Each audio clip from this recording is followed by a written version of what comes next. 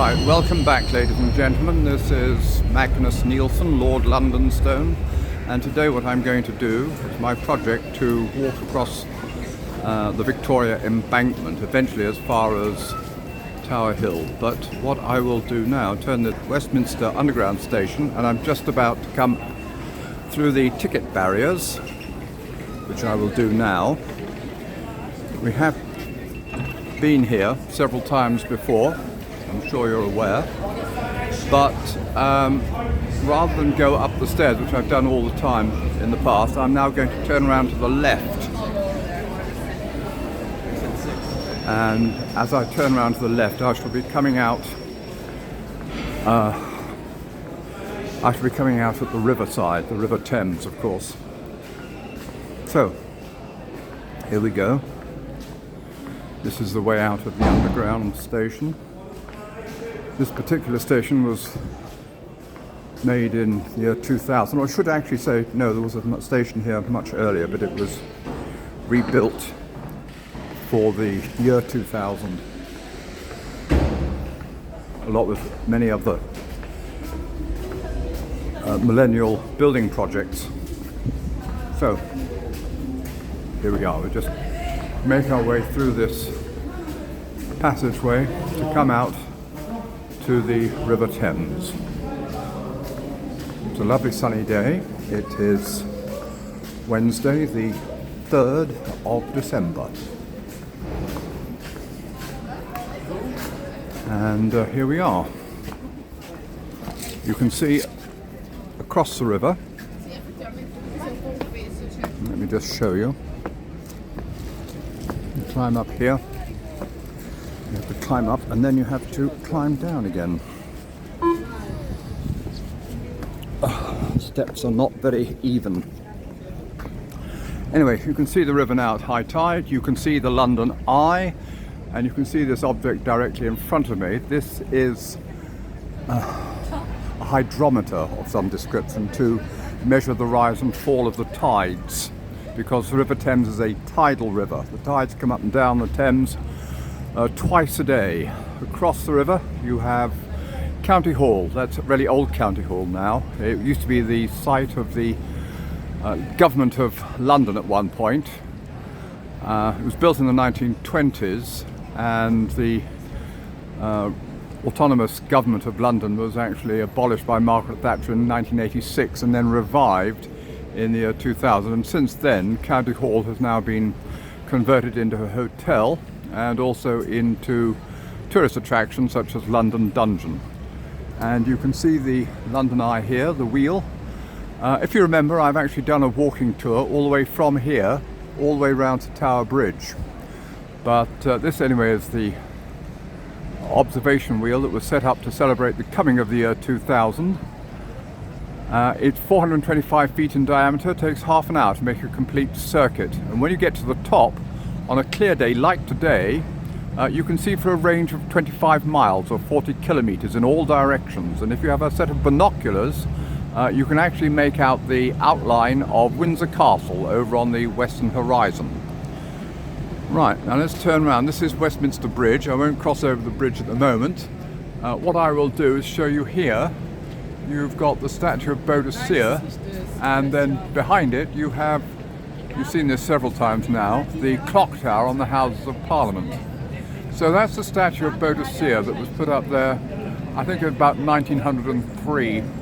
And Boadicea, for those who are not familiar with Boadicea, Boadicea was a queen of one of the native British tribes at the time of the Roman invasion of these islands, and she raised an unsuccessful revolt around about the year AD 60, and she gathered a small army and she met the Roman legions at a place called Dunstable in Hertfordshire and Bedfordshire, actually, up out of London about 35 miles.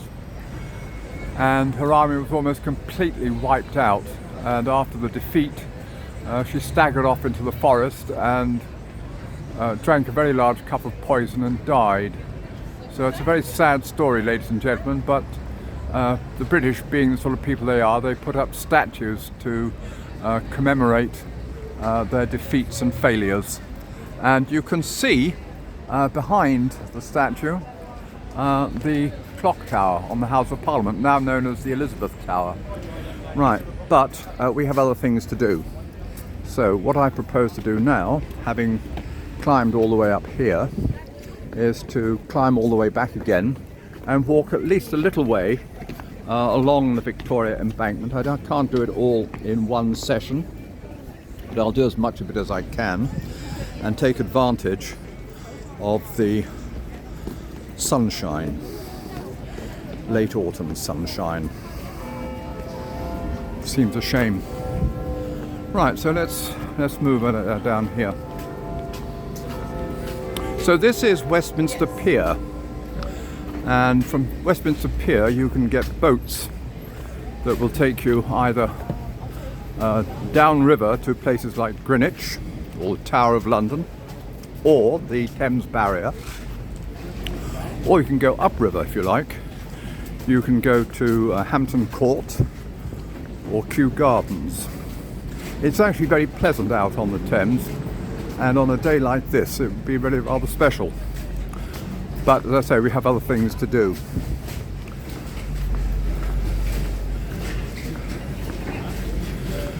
Now I'm going to have to come back and do this stuff all over again, actually walking along the other side of the embankment. So I shall focus mostly on the monuments that are on the side of the river, and then I'll come back and do it on the other side of the road, because there's a lot to take in.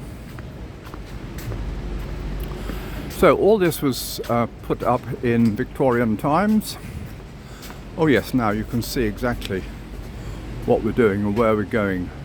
I propose to go from here all the way up to the bridge and actually a way beyond. So let's do it. Oh, here you can see this is a place where you can get your tickets to get onto the river cruise.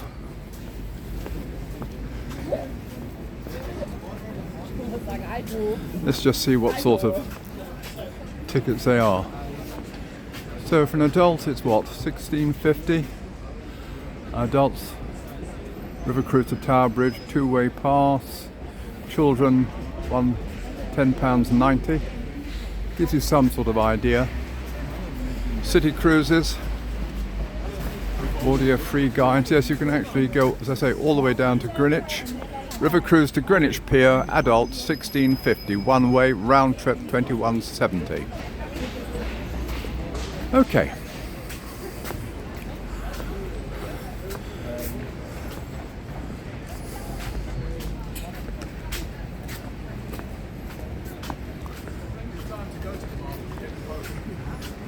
So this is Victoria Embankment, and work on Victoria Embankment started in 1864 and was completed about 1870.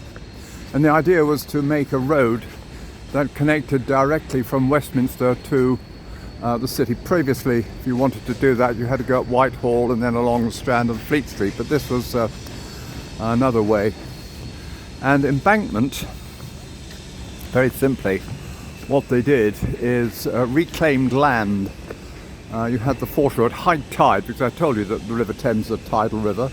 It would, the river tide at high tide would go all the way up to the buildings, which you can see there over on the left.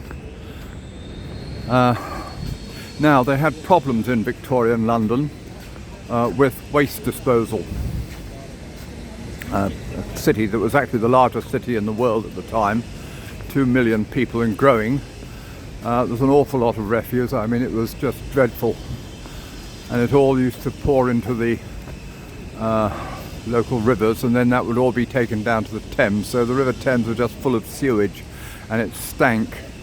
There was a great stink in 1858. It was so appalling that eventually the members of Parliament, who were right next to the river, had to do something about it. So they organised the construction of this embankment.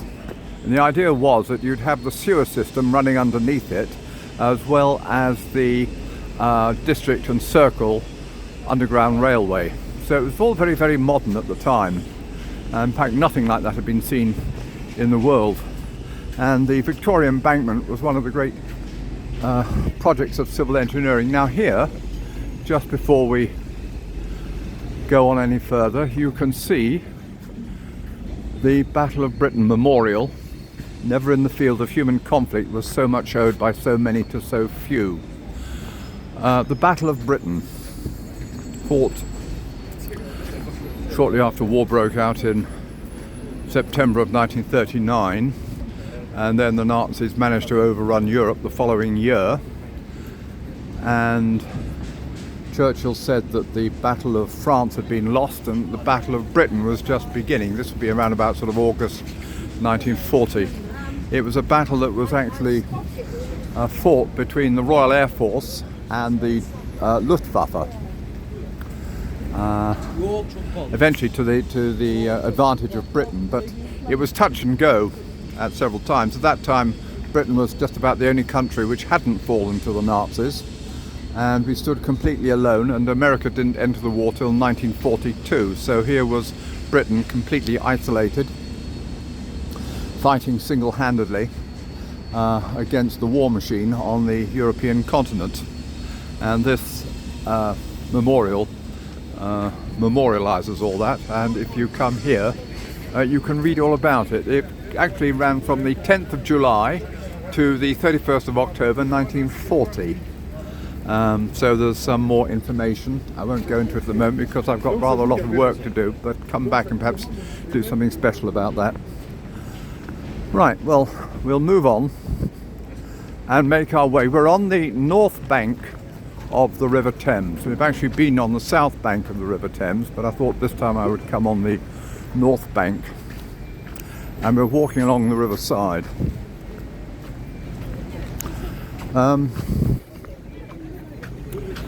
So you had the embankment, which took about 6 years to complete. It was one of the great projects of Victorian civil engineering, and the idea was that it would be able to connect the district up at Victoria Station. You would have, as you may recall, the barracks for the guardsmen.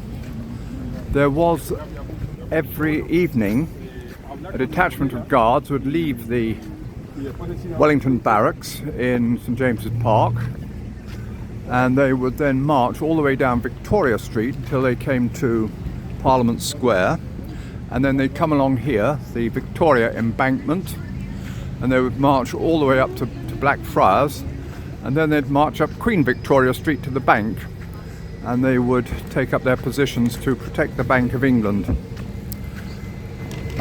That was a tradition going back to the Gordon riots of 1780. Around about 1960 they thought this wasn't really necessary, so they disbanded the idea. But anyway, the idea was that you would be marching along Victoria Street, Victoria Embankment, and Great Queen Victoria Street. Here we have the Royal Air Force Memorial, which was built shortly after the First World War. And you've got the Golden Eagle there. Let's see what it says. This, in the memory of all ranks of the Royal Naval, Air Force, Flying Corps, Royal Air Force, and those air forces from every part of the British Empire who gave their lives for winning victory for King and Country in 1914 and 1918. I bear you on eagle's wings and brought you unto myself. This inscription is added in remembrance of those men and women from every part of the forces of every part of the British Commonwealth and Empire who gave their lives in 1939 to 1945. Should be remembered, of course, with things like the Battle of Britain, that it wasn't just British soldiers, British airmen, I should say, who were engaged in that conflict. We actually took on, I think, a couple of Americans at least. There were two at least, there may have been more. We had the air forces of Poland and Czechoslovakia, as it then was. Now here you can see, moored alongside the banks of the River Thames, we have the Tattershall Castle. And the Tattershall Castle is really just a pub. I say just a pub, but it's an interesting pub to be on the banks of the River Thames.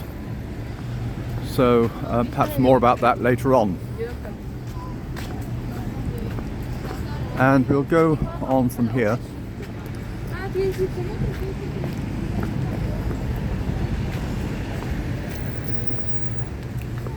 What does it say about Tattersall Castle? So small plates. Chicken wings, £7.50. Crispy shredded chicken, £8. Mains, you've got Hunter's chicken for £18. Bang Bang broccoli at £18. Yorkshire Wagyu burger, £20.50. Right, okay. Anyway, Tattersall Castle. A pub on the river. Down here, we've been here before. This is Horse Guards. That will take you down to the Horse Guards in Whitehall. We're not going that way this time. We're going to go round here. And what we're now doing is making our way up to the Hungerford rail bridge. Or should I say the Charing Cross rail bridge. It has the bridge with two names. Actually, the old Hungerford bridge was taken down. It was a pedestrian access from one side of the river to the other. And then they built the rail bridge.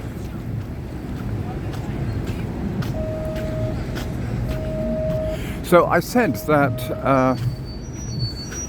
the embankment was created as a means of coping with the sewage of Victorian London, and this was the work of a man called Sir Joseph Bazalgette. We have his memorial around here somewhere, but anyway, we'll just go a bit further forward. Now this is a new development. I haven't seen this before. What is it? I asked myself. And the answer is, well, I still don't know.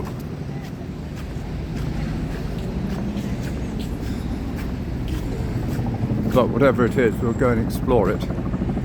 So it's just a place where you can actually, yes, you can sort of sit out here. You can observe the observation wheel. You can see the river. You can see the River Thames.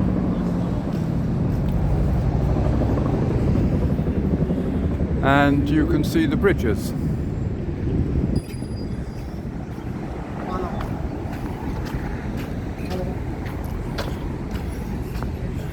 Right.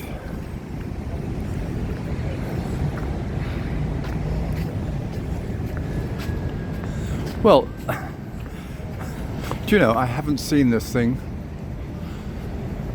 It's the first time I've been here. And London is changing all the time, so I've learnt something. It's called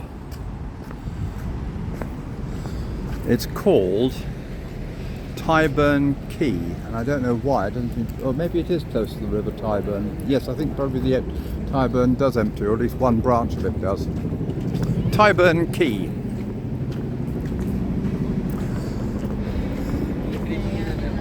Well, well.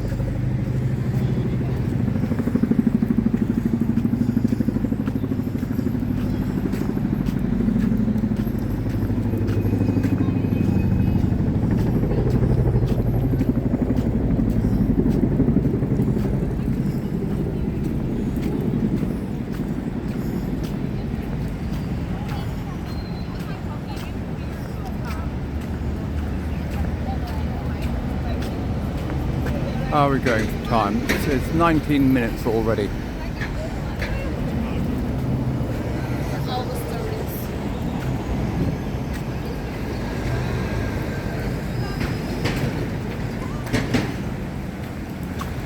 So here, ladies and gentlemen, what you can see is the